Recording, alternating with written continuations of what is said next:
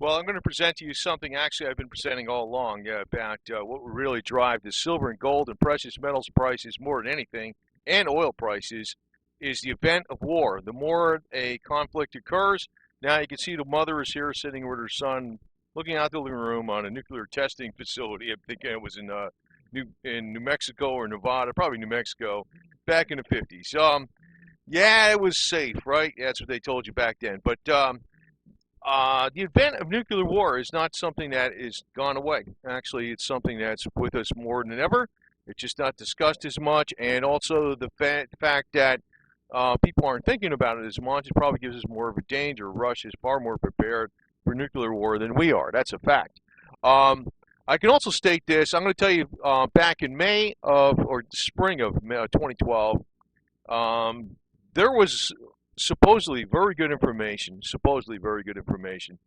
that, and it wasn't through the conspiracy channels. It was through some of the people I was looking at that were oil investors and oil strategists on the price movement of oil back in spring of 2012 that Netanyahu was going to attack Iran over the nuclear facilities. And that did not occur, obviously, but it actually did almost occur because the only thing that stopped Netanyahu from doing that was the Mossad pulled him back, said it would be disastrous. Now, I'm going to tell you that a lot of different things that are going on today are leading to war because if you weren't born yesterday, you can realize that what's going on with ISIS, because it's even hands-off policy, even with Google and all that other stuff, to say too much even about that. But it looks like the U.S. government is supporting ISIS indirectly through Turkey. If we wanted to stop ISIS, no problem. Actually, Hillary Clinton is now been going after Donald Trump and Ted Cruz for wanting to carpet bomb ISIS. I'm thinking, you know, she's obviously the freaking one that the elite want more than. I think Trump is diversion and Ted Cruz. They don't want Cruz. They'll they'll probably okay with Jeb Bush, but it's pretty bad, man. But thing I'm telling you right now is if you look back through history on prices and oil prices when they moved up dramatically, that's when gold prices move up. Not oil prices move up with gold on a ho-hum day-to-day basis, but when oil prices move up dramatically, which means they're on a hard bull run, that what happens is that gold prices move up. Now, do not worry about this event of possible war because Putin the Cat has some of his people studying up on the art of military strategy. He's got them cracking the books. We're going to have a plan here for the United States, and you can't rely on the people in uniform. It's the people, the furry people, the cats. They're going to be pulling out all the strategies for the USA and running the drones behind the scenes and hitting the buttons for the missiles to launch. The cat's got all the freaking strategy. Cat's always had all the cunning, and Putin the Cat has his people on the job right now, getting ready for the eventual conflict we're going to have. Because I can tell you, I think what's going on is, you know, I hate to say I wish there'd be the war, but I wish there'd be the war that would be something to stop something that would be worse in the future.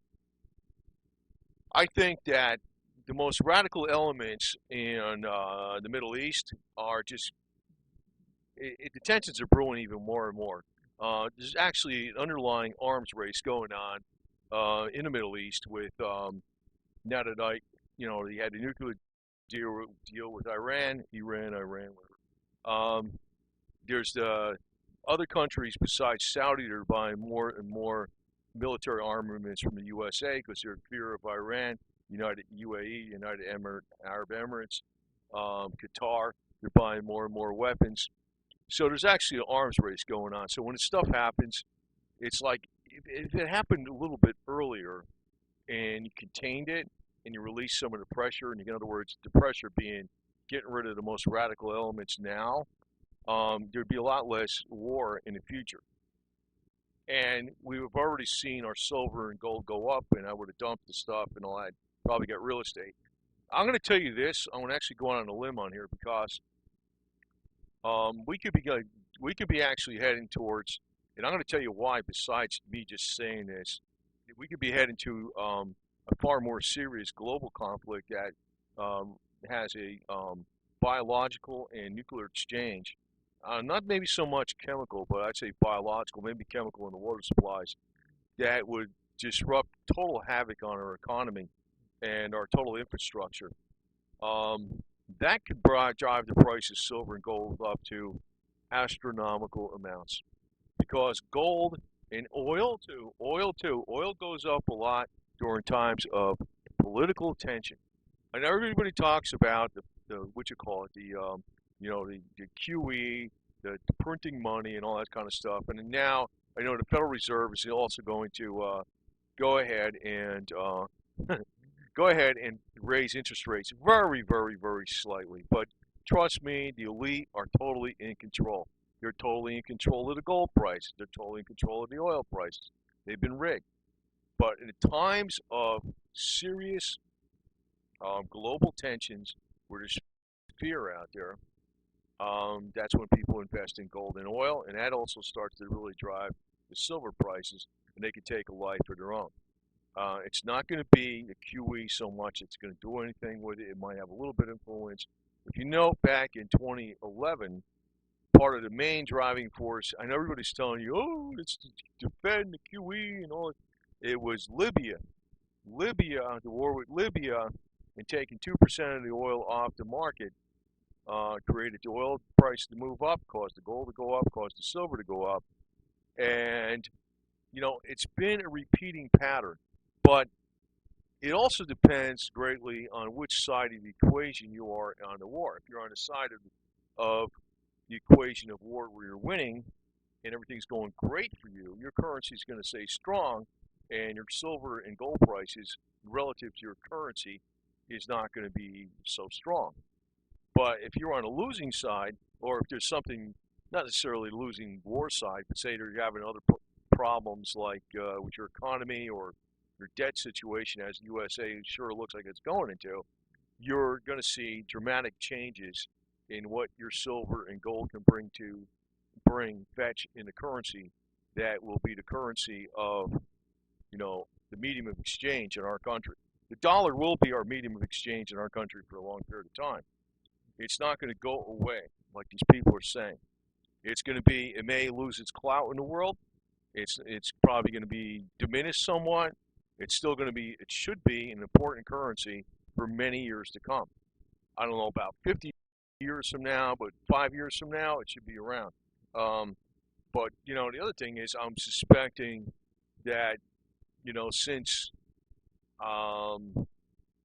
they're not, doing everything they can, well, this is just contrived. I mean, it's quite obvious what's going on with that. It's contrived. We're supporting ISIS through Turkey.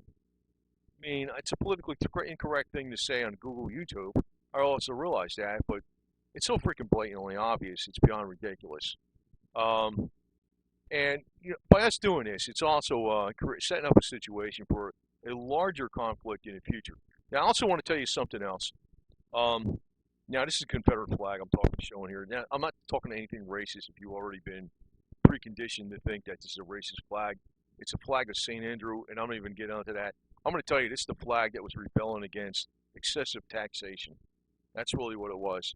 And when you look at the Republican Party that's supposedly fighting the Hildebeest, this is the Republican Party's flag on the right. It's the flag of surrender. And, it's probably the wrong thing to get behind if you're, and Trump, he's not going to be flying the Confederate flag. I'll guarantee you that, too. But, I'm going to tell you something else and a little more insight on something. This is coming from me specifically. I realize that there's a policy, and specifically even by the Obama administration, to basically make the United States not energy independent. Look what they did with the coal industry. They wreaked havoc on, West Virginia economy, of course, with all the restrictions by the EPA that you can't have all these emissions and things like that. And I can tell you what they're doing.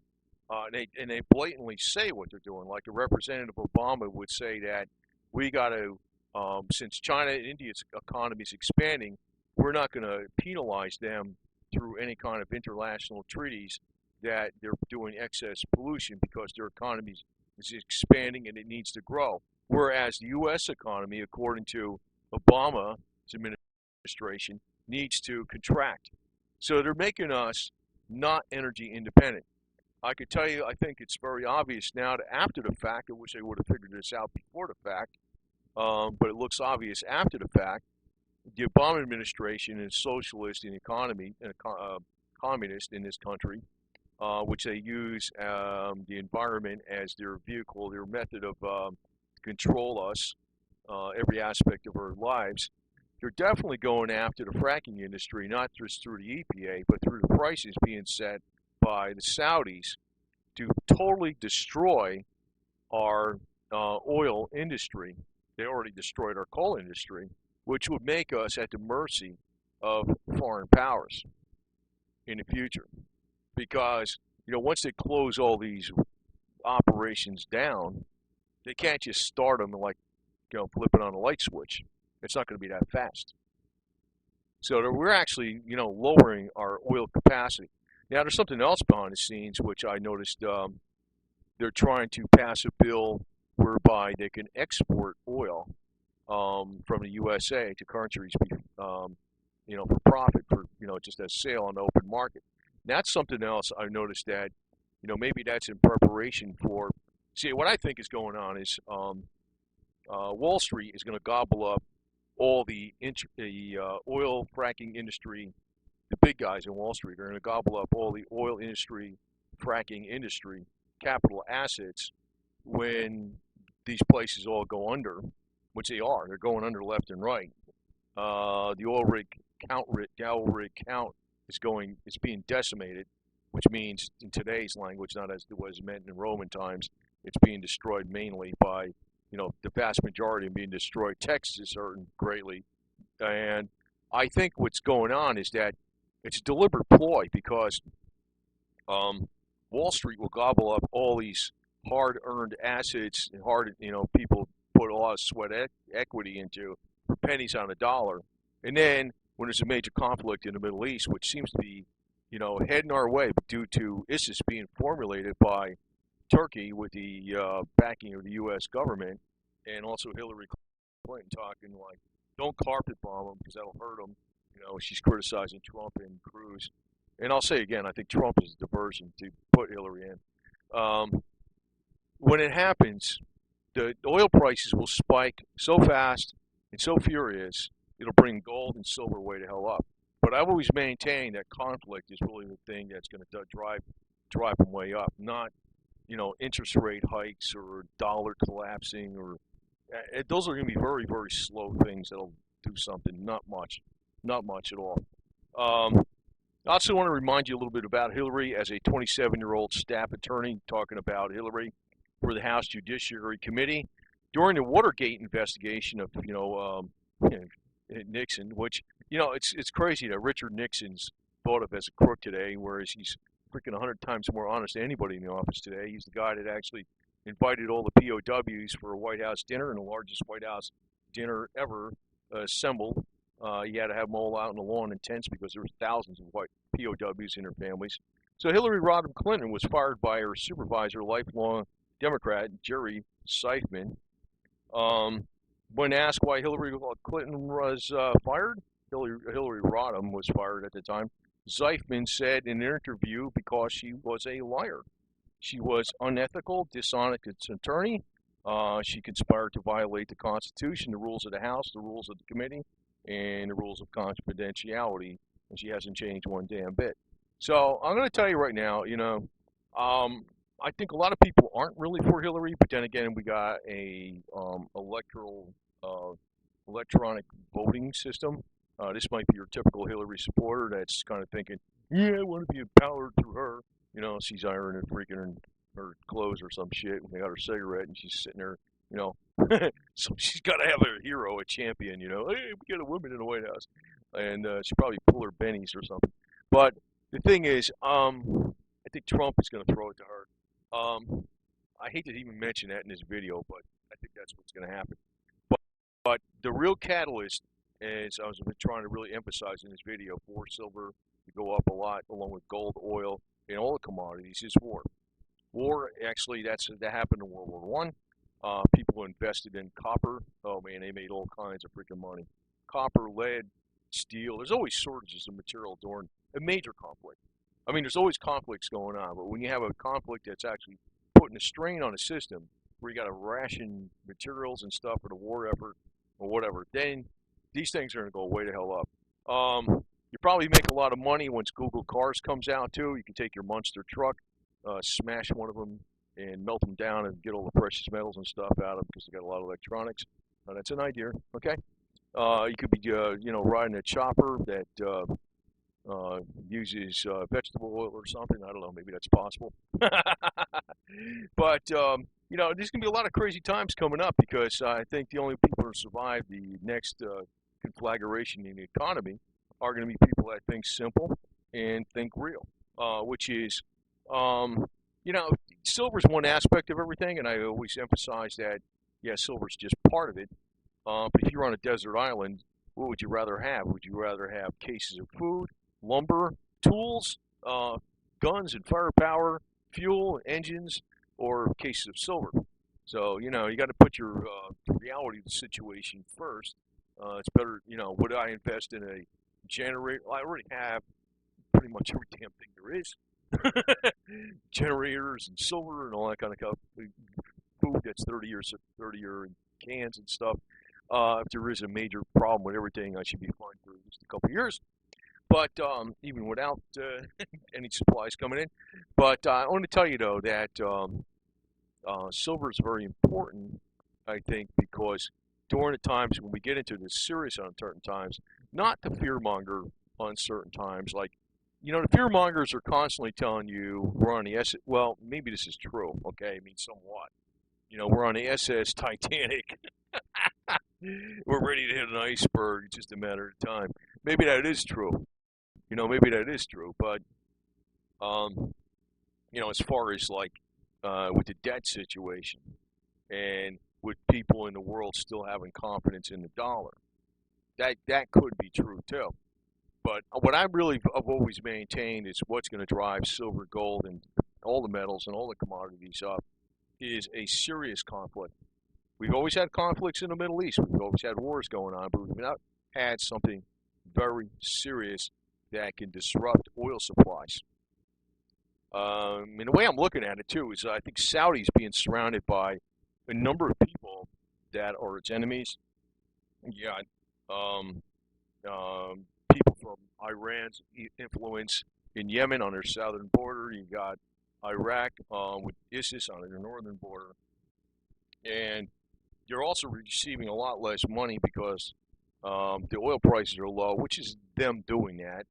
But I also realize, they might be in cahoots with the communist Obama administration, whereby I really do think there's a plot to totally destroy the U.S.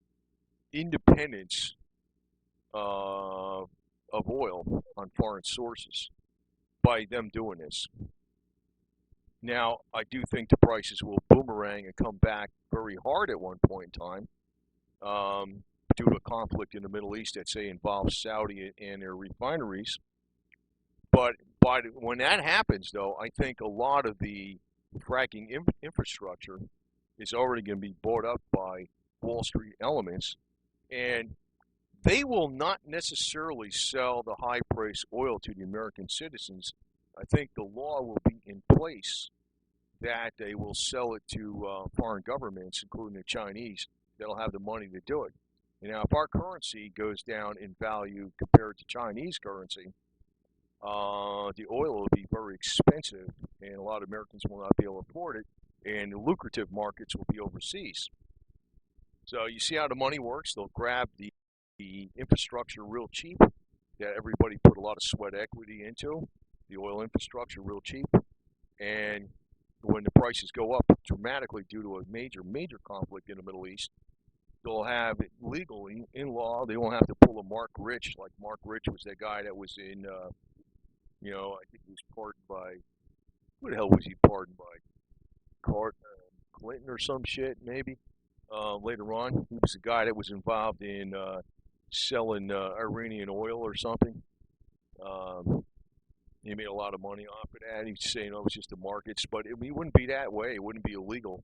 It'll be legal for them to do that, and I think they're going to be passing that law, whereby, to me, once they pass that law, that American oil can be. I know there's a little bit that can be sold overseas. I know it's not all, but once they pass the law where it's carte blanche, American oil that's produced over here can be sold overseas, and then Wall Street has a lot of the fracking industry in their pocket. That will be the green light for a major conflict to erupt in the Middle East, and Wall Street will be getting all the money in the world from selling oil, not necessarily to the broke middle class in the United States, but to China and India, because their currency will be a lot stronger at that time relative to ours. And that's why I do think that silver and gold over the long term, it could be even the short term, because if there's a conflict that even occurs, a major conflict that occurs before 2016's November election, I mean, what the hell? I mean, it wouldn't affect anything, would it? I mean, really, would it affect the outcome of the election too much? No, probably not. Probably not. It wouldn't affect Obama because he'd be done. He'd be done. He'd be finished. And so I look at it like, silver prices have always thrown people for a loop, because usually it is when there's a major spike in oil prices. Well, it's almost an accident.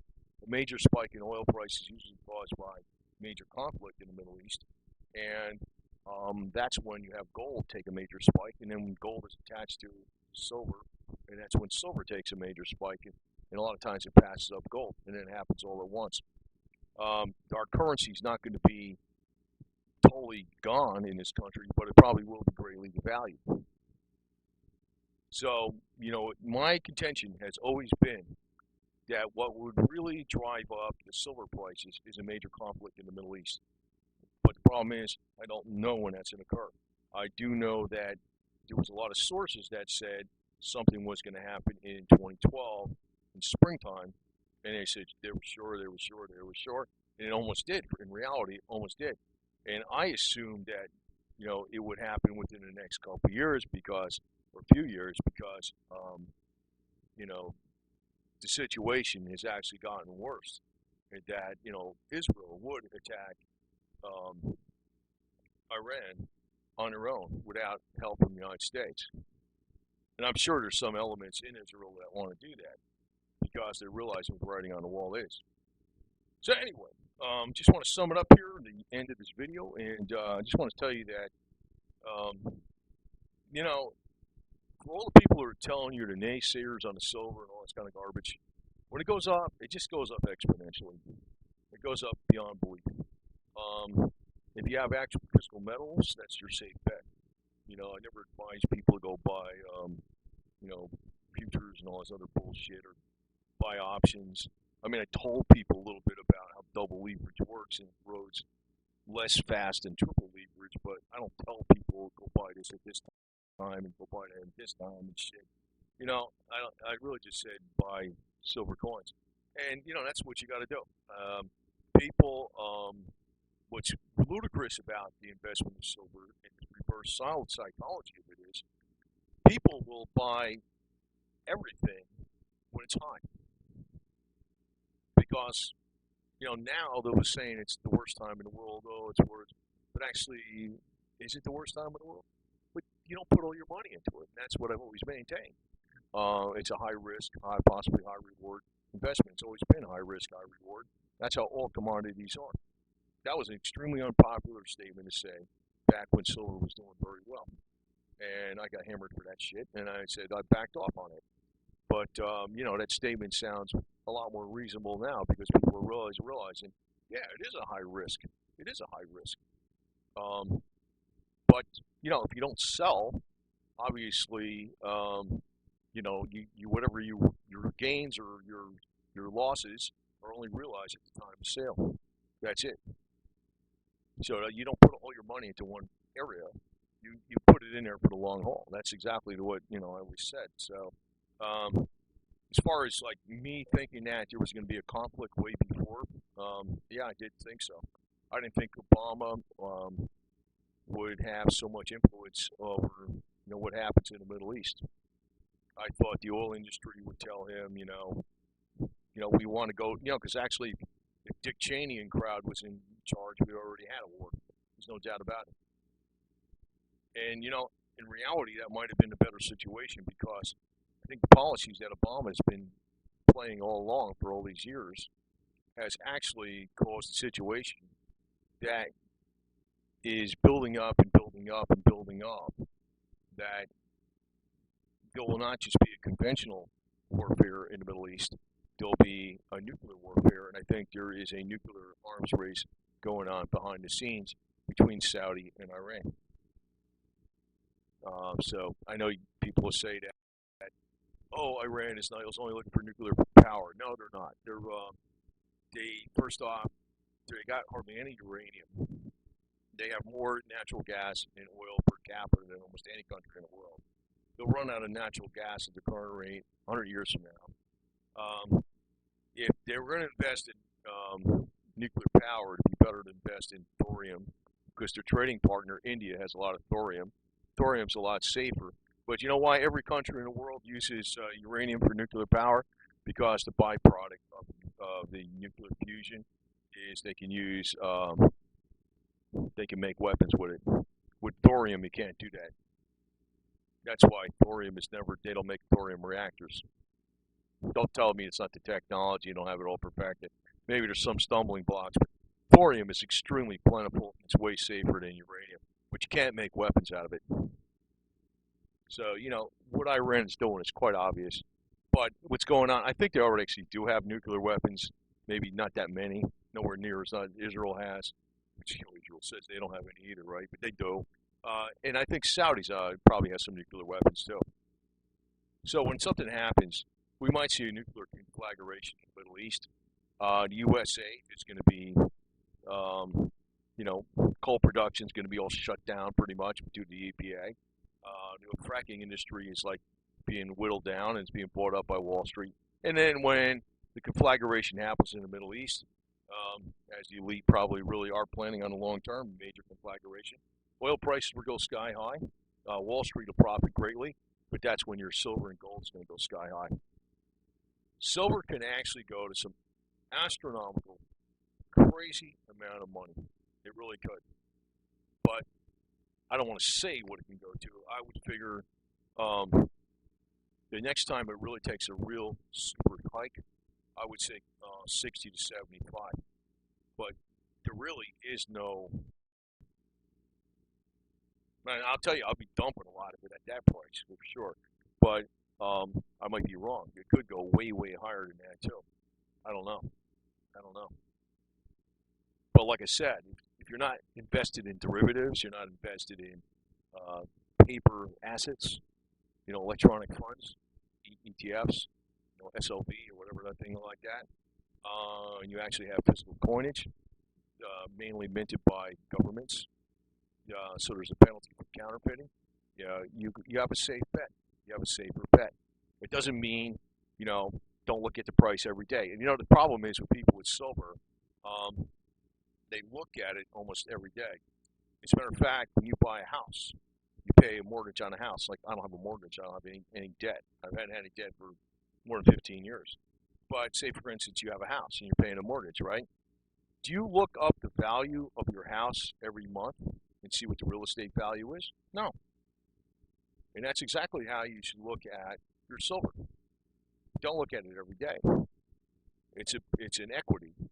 And it'll be a lot easier to trade in for cash than real estate. No doubt about it. It'll be far more liquid.